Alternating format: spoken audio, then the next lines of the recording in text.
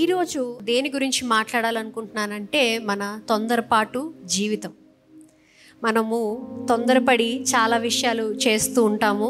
అన్నీ తొందరగా అయిపోవాలి అని ఆశిస్తూ ఉంటాము. తొందరగా చదువు అయిపోవాలి, తొందరగా ఎదిగిపోవాలి, తొందరగా డబ్బులు సంపాదించాలి, తొందరగా మనము వేరే లెవెల్స్కి వెళ్ళిపోవాలి అని తొందరగా అనుకుంటూ పరిగెడుతూనే ఉంటాము. ఎంతమంది అలాగ మన జీవితాల్లో పరిగెడుతూనే ఉన్నాము ఒకసారి ఆలోచించాలి. మనము we are living a life of urgency. అన్నీ అర్జెంటుగా అయిపోవాలండి, తొందరగా జరిగిపోవాలి, నాకు టైం లేదు, నేను ఇంత టైం నేను పెట్టలేను, నేను అంత టైం నేను కూర్చోలేను, అన్నీ జరిగిపోవాలి. Fast deliveries, fast food, fast growth, fast everything is fast, right? ఫాస్ట్గా రావాలి. ఎంత ఫాస్ట్ ఫుడ్లో మనం వెళ్ళామంటే ఎప్పుడో 80 yearsకి రావాల్సిన డిసీజెస్ కూడా మనకి 30 సంవత్సరాలకే ఫాస్ట్గా వచ్చేస్తుంది. Because we are living a very fast life. మనము ఒక్కసారి ఆలోచించాలి, అంత ఫాస్ట్గా వెళ్ళి మనం ఏం చేస్తాము, అంత ఫాస్ట్గా డబ్బులు సంపాదించి ఏం చేస్తాము అనేది మనము ఆలోచించుకుంటూ ఉండాలి. We are very anxious. నెక్స్ట్ ఏం జరుగుతుంది, నెక్స్ట్ ఏం చేయాలి, ఇప్పుడు ప్రస్తుతానికి ఇక్కడ ఉన్నారు కానీ దీని తర్వాత ఏం చేయాలి, దీని తర్వాత ఎక్కడికి వెళ్ళాలి, ఏం తినాలి, ఇదే మనకి రొటీన్గా ఇదే జరుగుతూ ఉంది. సరే, సమయం అంతా అయిపోయింది, రోజంతా గడిసాము, పరిగెడుతూనే ఉన్నాము. ఇంటికి వెళ్ళిన తర్వాత మనకి విశ్రాంతి అనేది ఉందా? Do you rest? లేదు. అక్కడ కూడా మనం పడుకున్నప్పుడు ఏం చేస్తూ ఉంటాము, రేపు పొద్దున్న చేయాల్సినవి ఏం పనులు ఉన్నాయి, రేపు పొద్దున్న పడాల్సిన కష్టాలు ఏమున్నాయి, నేను పొద్దున్న ఎవరిని కలవాలి, ఏం మాట్లాడాలి అనేదే మళ్ళీ మనం ఆలోచిస్తూ ఉంటాము. We are stuck in that loop. ఆ యొక్క సైకిల్లో మనం పడిపోయి ఉన్నాము. తొందర, ఫాస్ట్.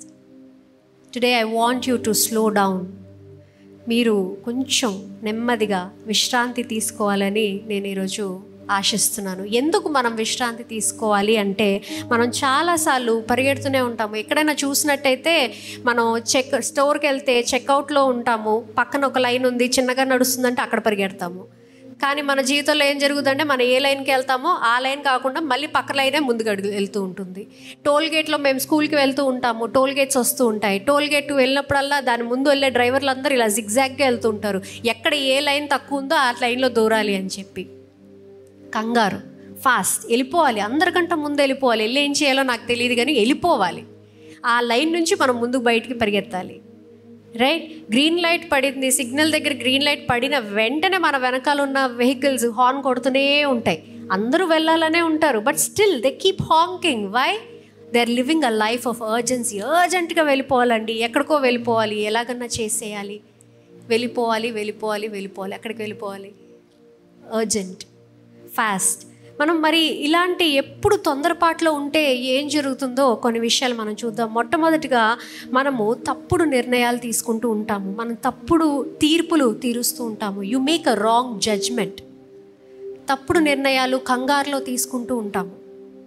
తప్పుడు నిర్ణయాలు తీసుకొని తప్పుడు స్నేహాల్లో, తప్పుడు వ్యవస్థల్లో, తప్పుడైన ప్లేసెస్లో మనం వెళ్ళిపోతూ ఉంటాము. Because you take your decisions, you make an error in your judgement.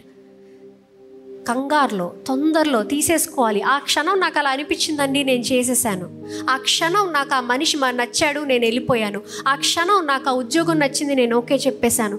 ఆ క్షణం నాకు అది తినాలనిపించింది, నేను తినేసాను. ఆ క్షణం నాకు అది తాగాలనిపించింది, నేను తాగేశాను. ఆ క్షణం నేను ఆ యొక్క ప్లేస్కి, ఆ యొక్క స్థలానికి వెళ్ళాలనుకున్నాను, వెళ్ళిపోయాను. But you tend to regret. దాని గురించి మనం తర్వాత బాధపడుతూ ఉంటాము. మనకి బైబిల్లో కూడా చూసినట్టయితే ఆదికాండంలో చూస్తాం మనం. ఒకనాడు యాకోబు అలాగే వంట చేసినట్టయితే అప్పుడు ఏమైంది, ఏసావు వచ్చేసి ఏం చేశారు, తన కంగారులో తినేయాలి ఫాస్ట్గా, ఆకలి మీద ఉన్నాను అని చెప్పి ఏం చేశారు, తన జ్యేష్ఠత్వమును తను ఇచ్చేశాడు. ఆలోచించాడా? ఏం జరుగుతుందో ఆలోచించాడా? మనకి కాన్సిక్వెన్సెస్ ఏమవుతుంది అని ఆలోచించాడా? ఏమీ లేదు. ఆ క్షణము మనం చాలాసార్లు ఆ యొక్క క్షణంలోనే మనము తప్పుడు నిర్ణయాలు తీసుకుంటూ ఉంటాము. ఎందుకంటే తొందరగా వెళ్ళిపోవాలి, ఆ క్షణం వెళ్ళిపోవాలండి. నాకు అంత ఆలోచించి ఇది లేదు, ఆ ఇన్స్టెంట్గా నాకు జరిగిపోవాలి, నేను ముందడుగు వేసేయాలి. We see that. రెండోది ఏం జరుగుతూ ఉంటాయంటే, ఆవేశంలో భావోద్వేగాలకి మనం గురయ్యి తప్పుడు నిర్ణయాలు తీసుకుంటూ ఉంటాము. When you are in a hurry, నీకు ఆ కోపంలో, ఆ బాధలో, లేకపోతే ఆ ఈర్ష్యలో నువ్వు తప్పుడు నిర్ణయాలు, తప్పుడు ఆలోచనలతో నువ్వు ముందడుగు వేస్తూ ఉంటావు. You don't realise the consequences at that point of time. ఏం చేస్తున్నావు? అంత కంగారుగా ఎందుకు నీ జీవితాల్లో నిర్ణయాలు తీసుకుంటున్నావు, మళ్ళీ బాధపడుతున్నావు? కనీసం నిర్ణయాలు తీసుకునేటప్పుడు కూడా మనం 2 నిమిషాలు ఆలోచించం. ఆ క్షణంలో, నా కోపంలో నేను ఆ నిర్ణయం తీసుకున్నాను, ఆ క్షణం ఆ కోపంలో నాకు తిట్టేయాలనిపించింది, నేను తిట్టేశాను, ఆ క్షణంలో ఆ బాధలో నాకు వెళ్ళిపోవాలనిపించింది, వెళ్ళిపోయాను. దానివల్ల మనకి రిజల్ట్స్ ఏముంటాయి అనేది మనం ఆలోచించము. మనం ఆ యొక్క రిజల్ట్స్ యొక్క వి డోంట్ నో ఎంతవరకు అది దారి తీస్తుంది అనేది కూడా మనం ఆలోచించము, మర్చిపోతూ ఉంటాము.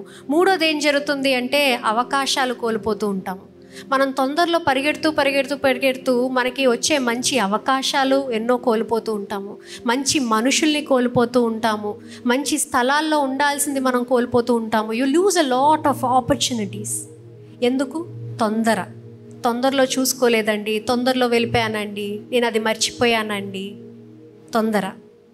తొందరగా అనుకొని మనం చాలా ఆపర్చునిటీస్ కూడా మనం మిస్ అవుతూ ఉంటాము. 4వది ఏం జరుగుతుందంటే మనం ఎప్పుడు భయంలో జీవిస్తూ ఉంటాము.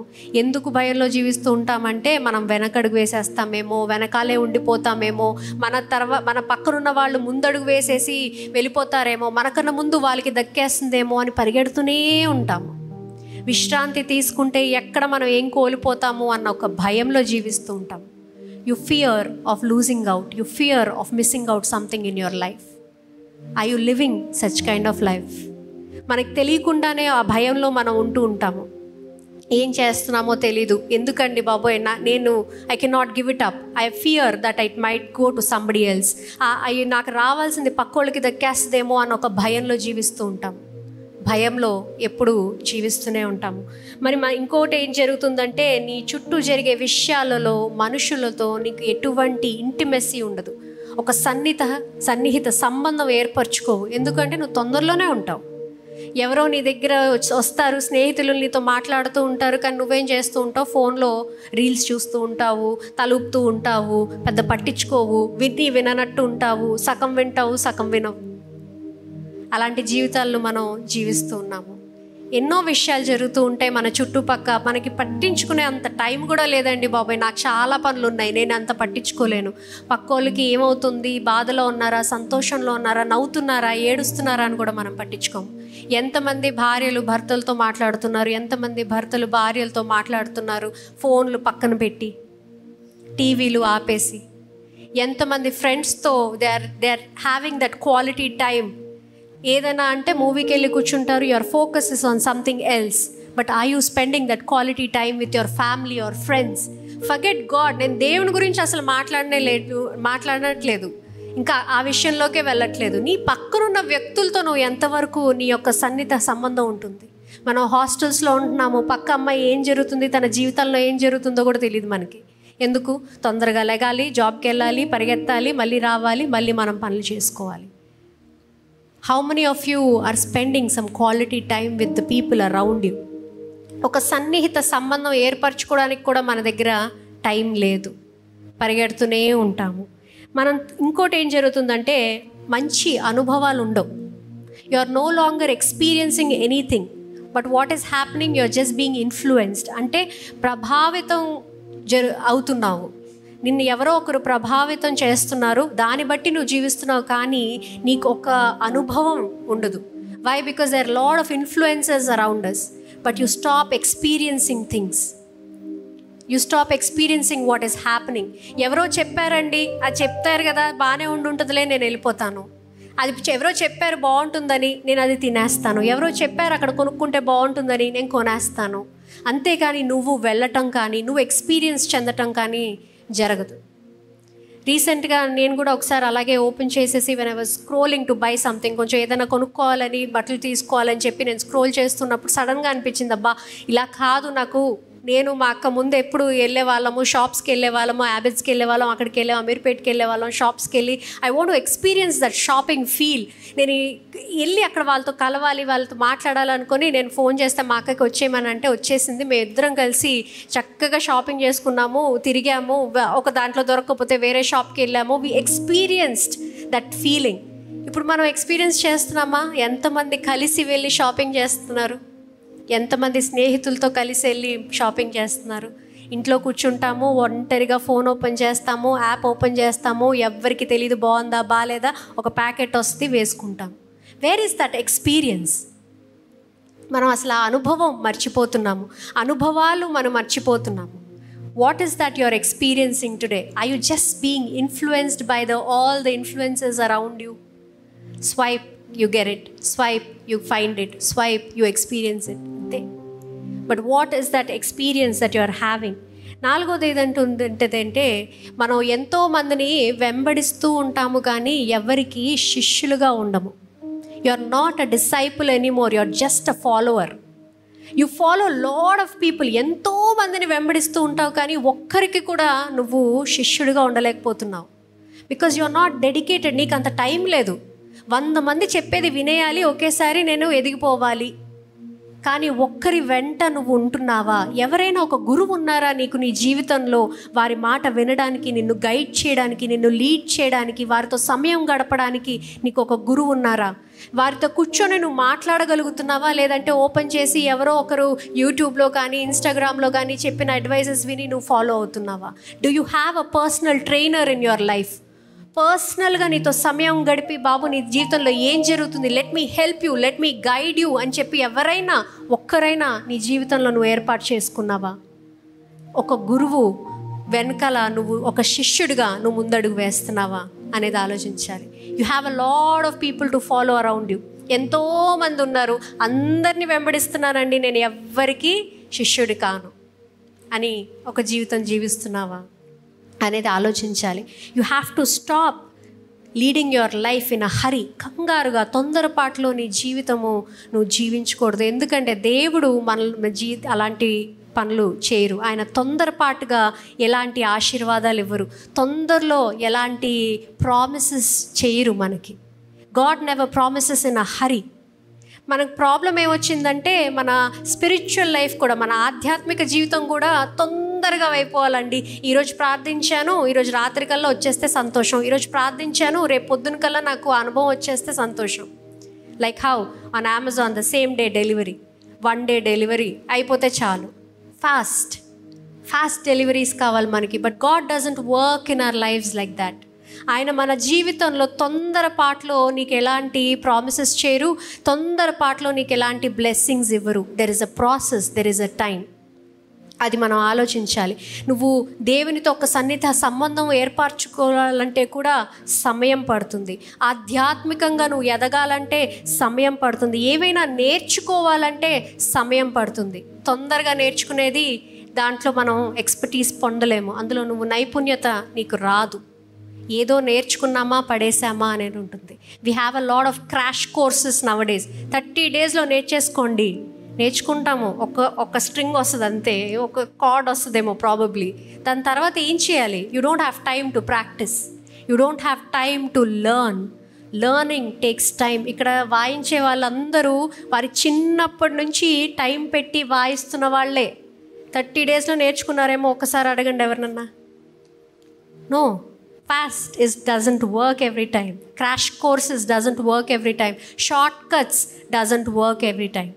ఫాస్ట్గా అయిపోవాలి అంటే జీవితంలో ఏది నిలవదు. ఫాస్ట్గా బిల్డింగ్ కట్టండి, అంతకన్నా ఫాస్ట్గా ఏమవుతుంది? కూలిపోతుంది. సమయం ఇవ్వాలి ఫర్ దట్ టు హార్డన్. ఆ సిమెంట్ హార్డ్ అవ్వాలి, ఫౌండేషన్ వేయాలి, అవన్నీ వేసేయడానికి ఏమవుతుంది? సమయం పడుతుంది. అలాగే దేవునితో కూడా నీ సంబంధము స్ట్రెంగ్తన్ అవ్వాలంటే, బలపడాలంటే సమయం ఇవ్వాలి. నేను ఈరోజు వచ్చానండి చర్చ్కి, ఒక 6 నెలల్లో నాకు కావాల్సిన దొరికేస్తుందా అనే వారంటీ గ్యారంటీ కార్డ్స్ ఇక్కడ ఉండవు. Everybody has their own time. God blesses you in his own time. దేవుడు తొందరపాటులో ఎప్పుడు దీవించరు కానీ సరి అయిన సమయంలో దీవిస్తారు. దేవుడు తొందరపాటులో నీకు ఎలాంటి ప్రామిసెస్ చేయరు కానీ ఆ ప్రామిసెస్ నెరవేరడానికి కరెక్ట్ ఆన్ టైం జరుగుతుంది. You will realise it when you experience it. నువ్వు అది అనుభవిస్తేనే నీకు అది తెలుస్తుంది. ఏదైనా నేర్చుకోవాలన్నా, నైపుణ్యత రావాలన్నా సమయం పడుతుంది. మరి ఈరోజు మీ జీవితాల్లో ఎంతమంది తొందరగా మీరు పరిగెడుతున్నారో నాకైతే తెలియదు కానీ తొందరగా చేసే కూరలు బాగుంటాయండి? బాగుండవు కదా. ఎవరైనా తొందరగా చేసేయాలని ట్రై చేశారో ఎప్పుడైనా? నేను మొన్న ట్రై చేశాను. మా పాస్టర్ గారు ఒకసారి మార్నింగ్ స్కూల్కి వెళ్తాను 7ంటికి అని చెప్తే నేను మర్చిపోయాను, 6:30కి లేసాను. ఇంకా ఆయన రెడీ అయిపోతున్నారు, ఫాస్ట్గా లంచ్ ప్రిపేర్ చేయాలని రికార్డ్ టైంలో 15 నిమిషాల్లో అన్నము పప్పు ఒక కూర చేసేసాను. అది ఎలా వచ్చిందో నాకు తెలియదు కానీ ఫాస్ట్గా ప్యాక్ చేసి అలాగే పంపించేశాను. ఆయన అక్కడికి వెళ్ళిన తర్వాత తింటున్నప్పుడు ఫోన్ చేశాను, ఎలా ఉంది అని. చాలా ఉప్పుగా ఉంది అని అన్నారు. ఉప్పు ఎక్కువ వేసేసాను.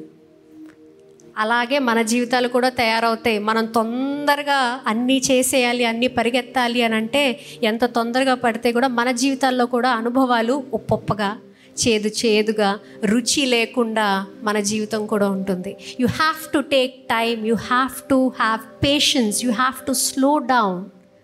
ప్రతిదానికి తొందరపడి పరిగెత్తకూడదు. తొందరగా మనం చేస్తే ఏమవుతుంది?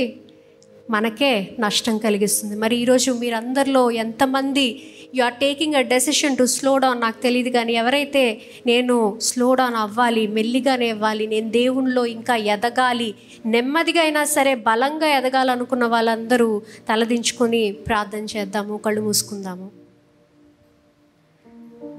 మహాపరిశుద్ధుడా, కృపగల తండ్రి, దేవా, ఈరోజు మాకు ఇచ్చిన ఈ వాక్యం బట్టి వందనాలు తండ్రి. దేవా, మీరు మా జీవితాల్లో చేస్తున్న మేలును బట్టి వందనాలు తండ్రి.